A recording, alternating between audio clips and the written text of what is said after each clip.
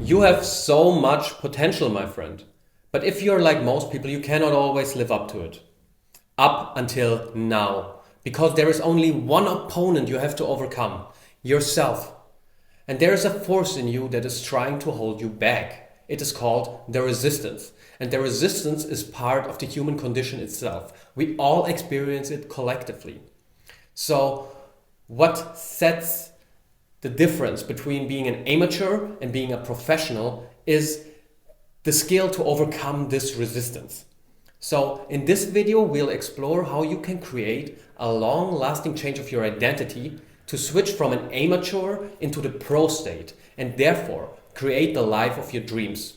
So if you are fully committed to your craft and ready to face your fears, this is where it starts.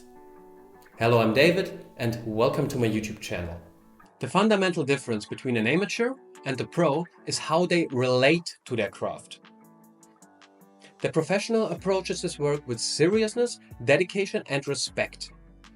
So their work becomes their life's calling. And they are willing to face fear, to face resistance and the ups and downs of their journey. So in essence, turning pro is about adopting a new identity, one that is dedicated, persistent, and willing to take sacrifices for the sake of the craft. On top of that, it is a spiritual commitment as well, because it's not focused on external rewards or on recognition. So for this video, I got inspired by the books from Steven Pressfield, The War of Art and Turning Pro, and I would highly recommend that you guys are reading those because those are truly transformational reads. In this video, I brought 5 key points that are differentiating the amateur from the pro. Point number 1, recognize and confront resistance, fear, and uncertainty.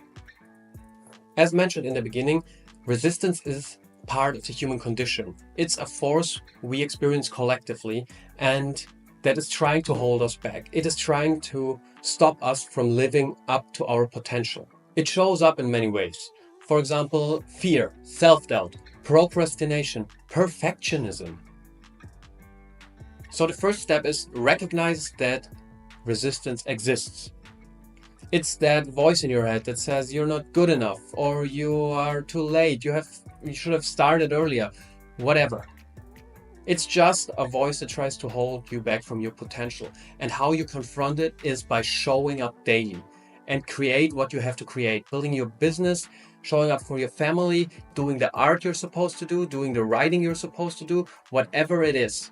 By showing up daily and creating, regardless of the fear and the self-doubt, you will get a better control over that resistance.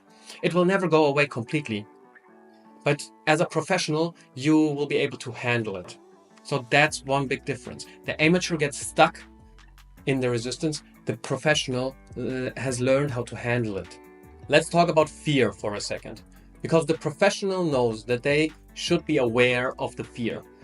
Because when you feel fear, it's oftentimes because something meaningful is at stake. So the work that scares you the most is oftentimes the work you should be doing. So the pro pushes forward towards the fear. It's even deeper than that. He uses the fear as a compass of where to go. So when you feel the fear, take the leap, go towards it, but don't leap off the cliff. Uncertainty is one of the fundamental realities of the human condition we don't get to avoid. The professional knows that there are no guarantees, no success, no fame, and it's the same with fear, you know. You don't get to avoid these, and whether or not you're feeling safe or uncertain, fear or brave, you do your work regardless of these feelings.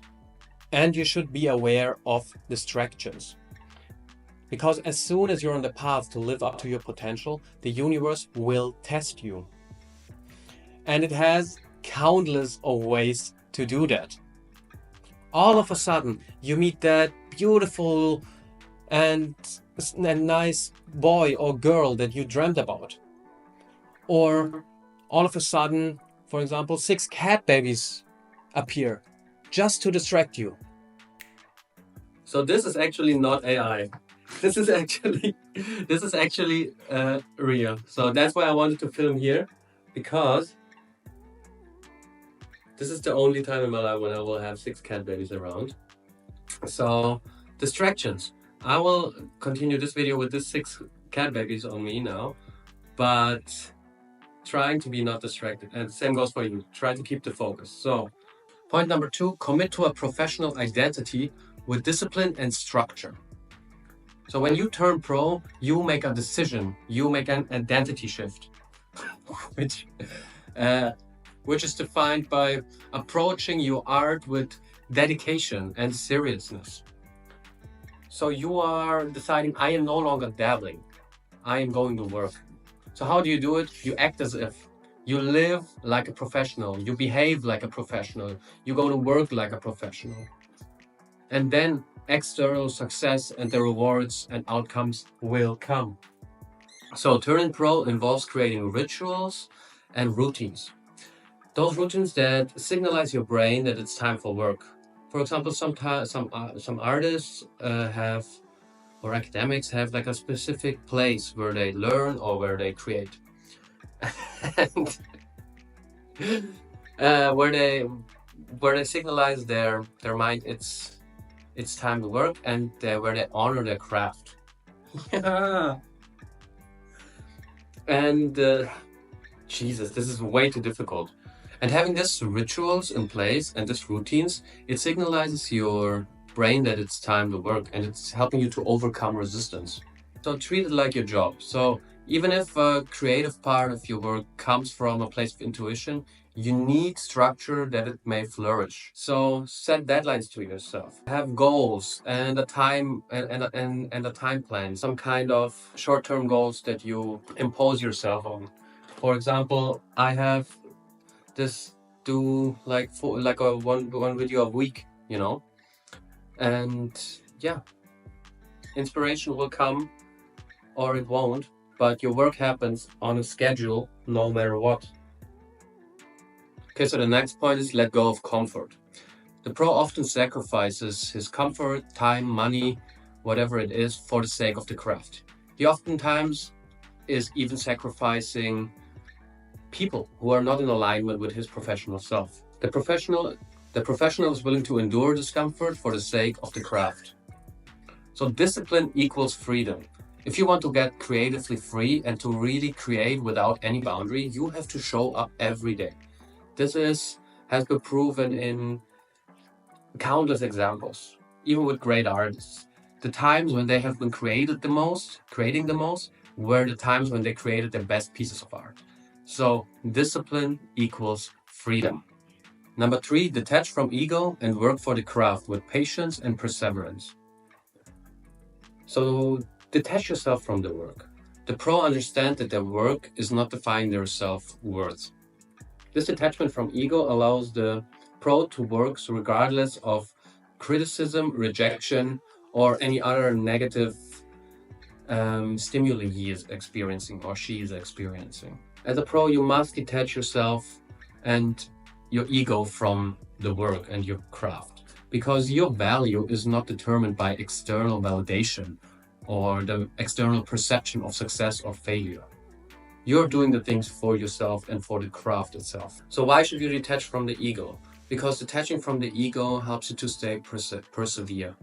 You don't want to work for external immediate results, because the ego wants what it wants when it wants it, and that's usually right now. And the wishes of the ego are usually very hollow. You know, it's just like getting some kind of, external validation.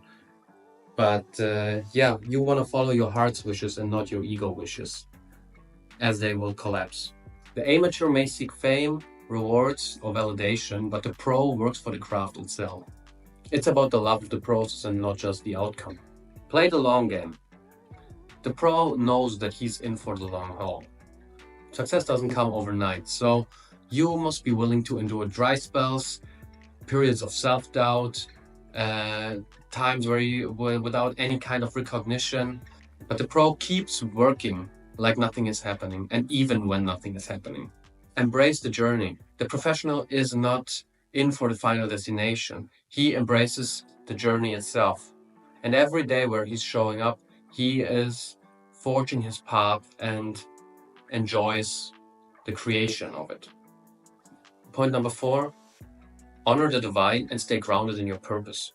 So every form of creation, may it be a family, if you're creating a business, or if you're creating art, it always has a spiritual component. So you always want to be in connection with the creative force itself. And you want to perceive yourself as the vessel. When you create something, it's not because you were so great, but because you had good signals and were able to receive it and then put it into reality. This is what detaching from the ego means, by the way. So you want to see yourself as a vessel for divine creation, and therefore believe that you are in your life's calling, and to put your calling into this world by being in alignment with the divine, and by doing the work that you're supposed to do on this earth. So it doesn't matter if you call it God, the moose, inspiration, or the purple monkey dishwasher. You want to be in contact with this force and believe that the work you're doing is in service to it. Be a vessel. The professional knows that they're just a merely conduit for divine creation, and they honor it by showing up every day and doing the work every day. In my experience, by having the trust, you are always be granted with the next idea, usually only the next one. And by having trust and staying in contact with that divine creation force, you will always be granted with the next one. It never lets you down. But you need to have faith in the process. And the great thing about it takes so much pressure out of you, because you are not the one responsible for the creation all the time. You're the vessel. You are the one who's receiving and not the source. So stay grounded in your purpose. The amateur lacks groundedness. The pro is deeply rooted. That's why the pro never loses sight of why they do what they do. Because it doesn't matter, when you face difficulties, when you have to overcome resistance, when you have to weather storms of all kinds. When you are grounded in your purpose, you have always a reason to get up in the morning and to do what you have to do. Whether it is to inspire people or to embrace change, your purpose will anchor you and guide you towards your North Star. Accept failure as a part of the process. So, fail forward.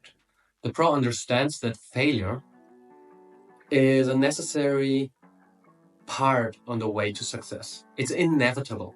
And the pro uses it as a learning tool. So each failure is one step closer to success. The pro learns from it and uses it to improve. So what differentiates the amateur from the pro is the amateur uses failure as a reason to quit, and the pro uses it as a tool for resilience and persistence. Here on that point, my camera battery unfortunately got empty, so we gotta re-record the final part. But yeah, we were almost done anyway. So the last point is persistence is key. Turning pro is not about avoiding failure, it's about persisting through it. So the professional gets back up after every setback and keeps moving forward with an unwavering belief in their path. This point is so essential because the pro has to learn how to use a failure as a stepping stone towards future success. So, those were the 5 key points. I thank you very much for watching, and I would be very grateful for a like, for a subscribe, for a comment. Because it helps to grow my channel and I enjoy connecting with you guys. So yeah, I will link another video of mine here, which is called Does God Exist? Which is about the fundamental question, does God exist or does he not exist? Yeah. Goodbye. Does God exist? That seems to be the question for a lot of people. So let me answer this right here, right now, very quickly. The truth is, it doesn't matter. It doesn't matter because it is the wrong question.